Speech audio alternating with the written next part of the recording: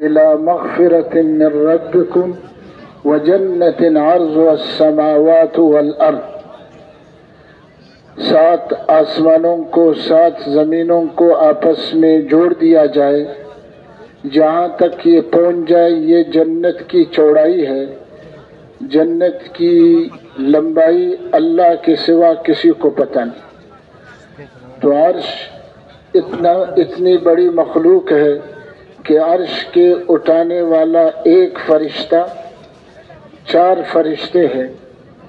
ایک فرشتے کے دونوں کندھوں کی مسافت 700 سال کی مسافت ہے۔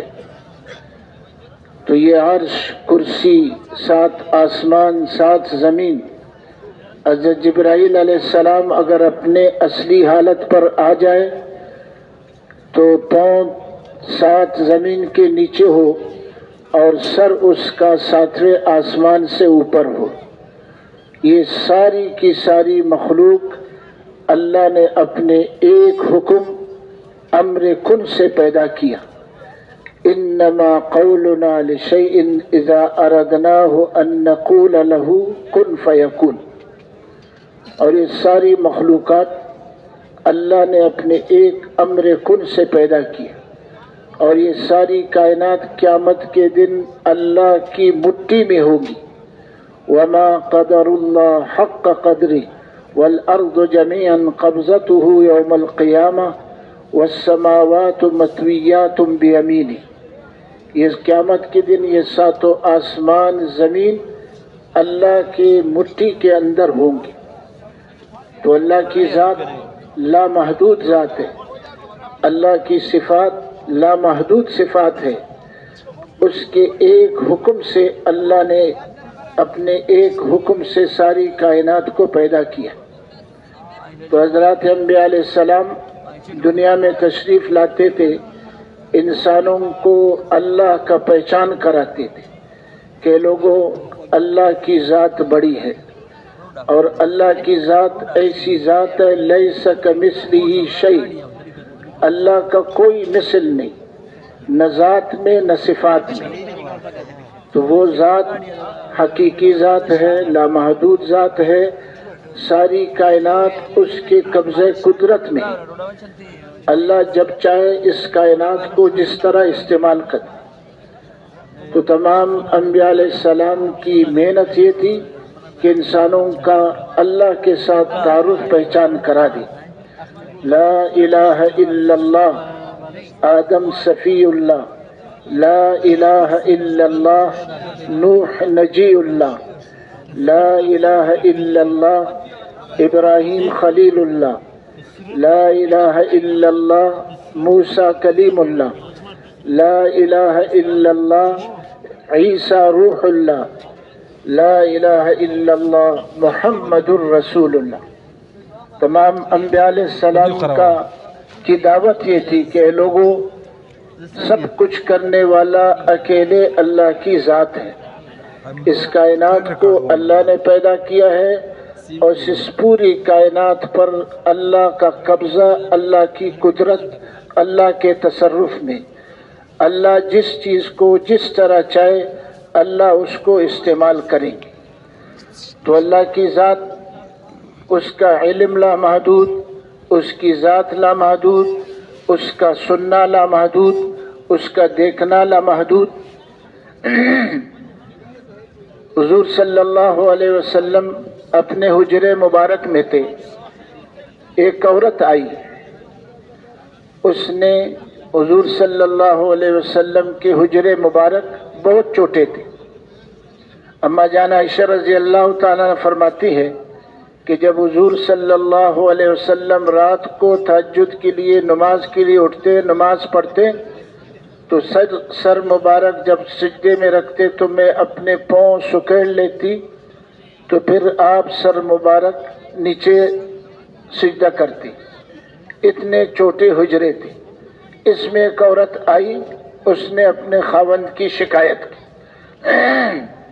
کہ یا رسول اللہ صلی اللہ علیہ وسلم، میں نے اس خاوند کے ساتھ ساری زندگی گزاری، اس خاوند کے میرے پیٹ سے بچے پیدا ہوئے، اب یہ خاوند مجھے طلاق دے رہی۔ وہ سرگوشی آہستہ سے بات کر رہی تھی۔ اماں جان فرماتی ہے کہ مجھے بھی اس کی آواز کچھ سنائی دیتی تھی، کچھ نہیں سنائی دے رہی تھی۔ کچھ دیر کے بعد وہی آئی، حضرت جبرائیل علیہ السلام تشریف لائے، وہی آئی، قد سمع اللہ قول التي تجادلك في زوجها وتشتكي الى الله والله يسمع تحاوركما ان اللہ سمیع بصیر۔ اللہ نے اس عورت کی بات سن لی۔ کہاں سن لی؟ عرش کے اوپر۔ زمین سے لے کر آسمان تک کا فاصلہ 500 سال کی مسافت، پھر ایک آسمان کی موٹائی اتنا، 7 آسمان ہے، 7 خلا ہے، اس کے بعد سدرۃ المنتہا، آگے اللہ جانتا ہے کتنا فاصلہ ہے، پھر کرسی ہے، وسع کرسی السماوات والارض، 7 آسمان، 7 زمینیں کرسی کے نیچے، اس کے اوپر اللہ کا عرش ہے۔ اللہ نے عرش پر اس عورت کی بات سن لی۔ تو اللہ کا سننا کامل، اللہ کا دیکھنا کامل، اللہ کے خزانے لامحدود۔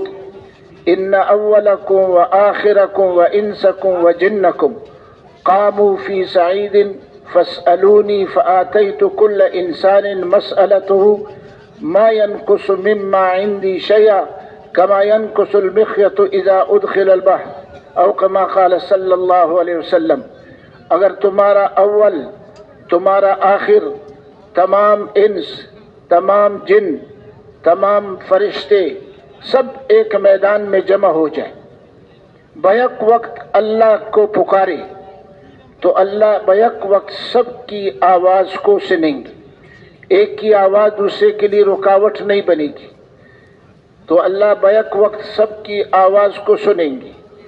اور جو انسان جتنا اس کا علم ہے، اس کی چاہت ہے، جتنا اس کے علم کے اندر جو کچھ ہے، اپنے چاہت کے مطابق، اپنے علم کے مطابق اللہ سے مانگے۔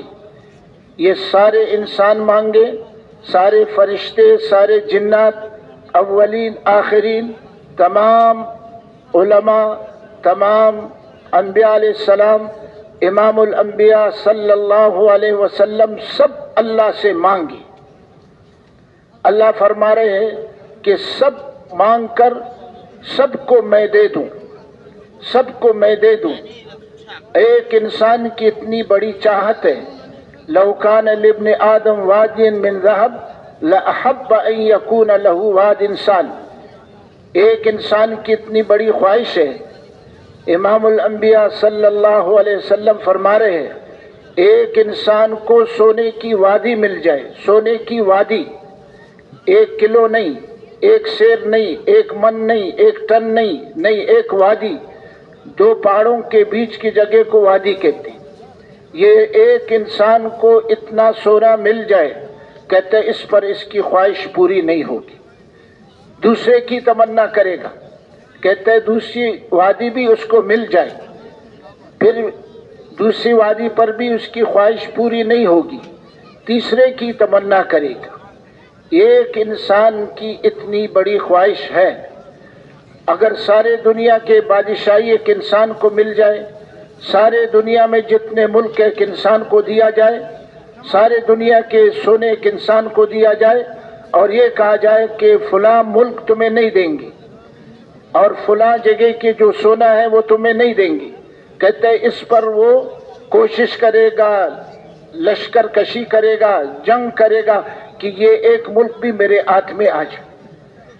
تو یہ ایک انسان کی اتنی بڑی خواہش ہے۔ اللہ رب العزت رب العالمین فرما رہے ہیں وَمَنْ أَصْدَقُ مِنَ اللَّهِ حَدِيثًا، اللہ سے بڑا کوئی سچا نہیں ہے۔ وَمَنْ أَصْدَقُ مِنَ اللَّهِ قِيلًا، اللہ سے بڑا کوئی سچا نہیں۔ وہ فرما رہے اگر یہ سب اس کو دیا جائے تو میرے خزانوں میں اتنی بھی کمی نہیں ہوگی، جتنا ایک سوئی کو سمندر میں داخل کر دو، سمندر میں ڈال دو، اس میں سے نکال دو، جتنا اس سوئی کے ناکے میں جتنا پانی کم ہوا ہے اللہ کے خزانوں میں اتنی بھی کمی نہیں آئی۔ اللہ نقص سے پاک ہے۔ علماء فرماتے ہیں بڑھنا بھی یہ نقص ہے، کم ہونا بھی نقص ہے۔ اللہ کے خزانے، جب سے اللہ نے یہ خزانے پیدا کیے ہیں، پانی کا خزانہ ہے اور ہوا کا، جتنی چیزیں وَإِن مِّن شَيْءٍ إِلَّا عِندَنَا خَزَائِنُهُ، ہر چیز کے خزانے اللہ کے پاس ہے، اور خزانے ایسے نہ کم ہوتے نہ بڑھتے۔ تو وہ اللہ کی ذات ہم سب کا سب سے بڑا خیر خواہ اللہ ہے۔ اللہ سے بڑا کوئی خیر خواہ نہیں، اللہ سے بڑا کوئی شفیق نہیں ہے۔ وہ اللہ ہر انسان کے بارے میں اللہ یہ چاہتا ہے کہ یہ دنیا میں بھی کامیاب ہو جائے اور ہمیشہ کی زندگی میں کامیاب ہو جائے۔ اس لیے ہر انسان کو اللہ اسلام دین فطرت پر اللہ پیدا کرتا ہے۔ کوئی شخص، کوئی بچہ کفر پہ پیدا نہیں ہوتا۔ کل مولود یولد علی الفطرہ، ہر بچہ اسلام کی فطرت پر پیدا ہوتا ہے۔ پھر ابواہ یحودانہ و ینصرانہ، پھر اس کے والدین اس کو یہودی نصرانی بناتے، ورنہ ہر بچہ اسلام کی فطرت پر پیدا ہوتا ہے۔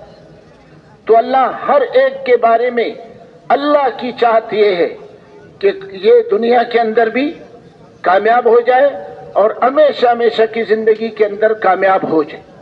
اللہ نے ساری کائنات کی چیزوں کو اپنے امر کن سے، انما قولنا لشیء اذا اردناه ان نقول له کن فیکون، اللہ پاک ساری کائنات، آسمانیں، زمین، یہ جتنی کائنات کی چیزیں اللہ نے صرف فرمایا کن فیکون، اللہ کے امر کن سے پیدا ہوئے۔ لیکن انسان کو اللہ نے اپنے دست قدرت سے پیدا کیے۔ خلقتہ بیدی، میں نے انسان کو اپنے دونوں ہاتھ سے پیدا کیا، اور پھر اللہ نے اس پر کیا کرم کیا کہ اللہ نے اس کے اندر روح ڈال دی۔ وَنَفَخْتُ فِيهِ مِن رُوحِي، روح اللہ نے اس میں ڈال دی۔ پھر اللہ نے اس کو اتنا اونچا کیا کہ سارے فرشتوں سے اللہ نے انسان کو سجدہ کرایا۔ فَسَجَدَ الْمَلَائِكَةُ كُلُّهُمْ أَجْمَعُونَ، سارے آسمان، پہلے آسمان کے فرشتے، دوسرے آسمان کے فرشتے، عرش کے فرشتے، اور چار جو بڑے فرشتے، کوئی فرشتہ نہیں بچا جس نے انسان کو سجدہ نہیں کیا۔ تو اللہ نے اس کو اتنا مقام دیا۔ وَلَقَدْ كَرَّمْنَا بَنِي آدم، ہم نے بنی آدم کو بہت اونچا پیدا کیا، ساری مخلوقات پر ہم نے اس کو فضیلت دی۔ پھر اللہ نے کیا کیا؟ اللہ نے اس کو اپنے مہمان خانے میں، جنت اللہ کا مہمان خانہ ہے، جہنم اللہ کا قید خانہ ہے۔ اللہ جیسے بڑے اس کا مہمان خانہ بھی بڑا، اللہ جیسے بڑے اس کا قید خانہ بھی بڑا ہے۔ تو اللہ نے حضرت آدم علیہ السلام کو جنت میں ٹھکانہ دیا، جنت میں اللہ نے اس کو رکھا۔ پھر اللہ نے اور آگے اس کو بڑھایا، انی جاعل فی الارض خلیفہ، اللہ نے انسان کو، کسی مخلوق کو اپنا خلیفہ نہیں بنایا، انسان کو اللہ نے اپنا خلیفہ بنایا۔ اللہ نے انسان کو اتنا اونچا کر دیا۔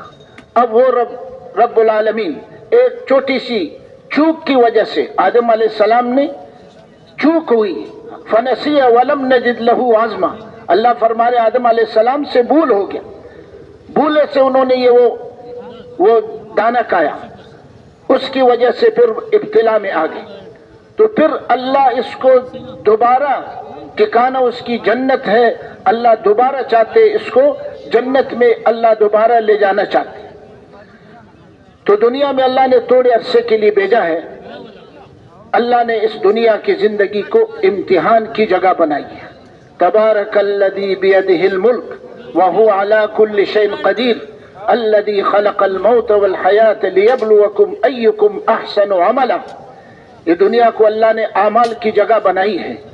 دنیا میں اللہ پاک اعمال کے لیے اللہ نے انسان کو دنیا میں بھیجا ہے۔